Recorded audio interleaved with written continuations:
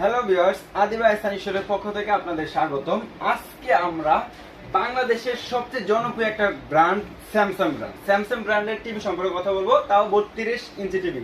32 ইঞ্চি কিন্তু স্যামসাং এর একটাই মডেল হয়, এটা হলো T4400 মডেলের একটাই হয়, শুধু 32 ইঞ্চি টিভি স্যামসাং এর।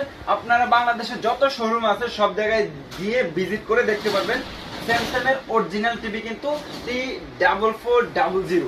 এটা কিন্তু আমাদের কাছে পেয়ে যাবেন রিজনেবল প্রাইসের ভিতরে। শোরুম থেকে আমরা অবশ্যই অনেক টাকা কমে আপনাদের টিভিটা দিতে পারবো, অবশ্যই আপনাদের কমে দিব।